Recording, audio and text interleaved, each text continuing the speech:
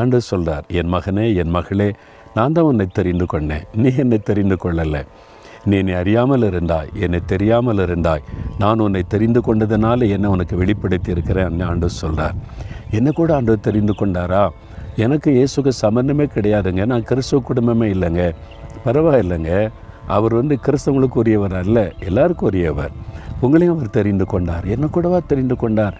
உங்களை தான் சொல்கிறார், என் மகனே, மகளே, உன்னை கூட தெரிந்து கொண்டேன். எதுக்கு தெரிந்து கொண்டாராம்? ஆண்டவர் உங்களை ஆசீர்வதித்து மற்றவர்களுக்கு ஆசீர்வாதமாய் வைக்க தெரிந்து கொண்டாராம்.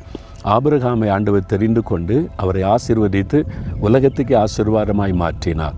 அப்போ ஆண்டவர் எதுக்கு தெரிந்து கொள்கிறார்? நீங்கள் ஆசீர்வதிக்கப்படணும், மற்றவங்களுக்கு ஆசீர்வாதமாக இருக்கணும். உங்கள் கிராமத்தில், பட்டணத்தில், தேசத்தில், இருக்கிற நாட்டில் மற்றவங்களுக்கு அந்த தேசத்துக்கு நீங்கள் ஆசீர்வாதமாக இருக்கணும். அப்போ ஆண்டவர் தெரிந்தெடுத்து இவங்களை பார்த்து சொன்னார்ல, இவங்க மூலமாக தான் முதல் நூற்றாண்டு எழுப்புதல் உலகெல்லாம் பரவி கோடிக்கணக்கான மக்கள் ரட்சிக்கப்பட்டாங்க, ஆசீர்வதிக்கப்பட்டாங்க.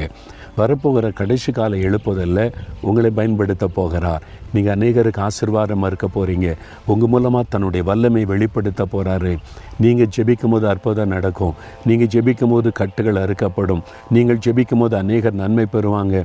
நான் வேலையெல்லாம் பார்க்க போகிறேன், வேலை பாருங்கள், பிஸ்னஸ் பண்ணுங்கள்.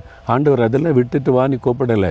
வேலை செய்து கொண்டே, பிஸ்னஸ் செய்து கொண்டே, படித்து கொண்டே நீ மற்றவங்களுக்கு ஆசீர்வாதமாக இருக்கணும்.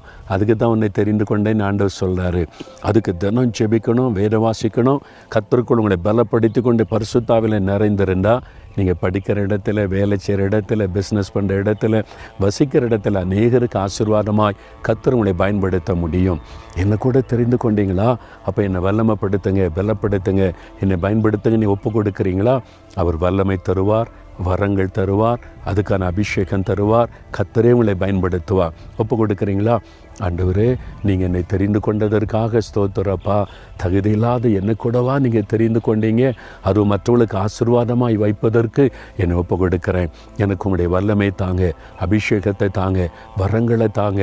நான் அநேகருக்கு ஆசீர்வாதமாக இருக்கும்படி என்னை பயன்படுத்துங்க. நான் அதை விசுவாசிக்கிறேன், அதற்கு என்னை அர்ப்பணித்துக் கொள்ளுகிறேன். இயேசுவின் நாமத்தில் ஜெபிக்கிறேன் பிதாவே, ஆமென்.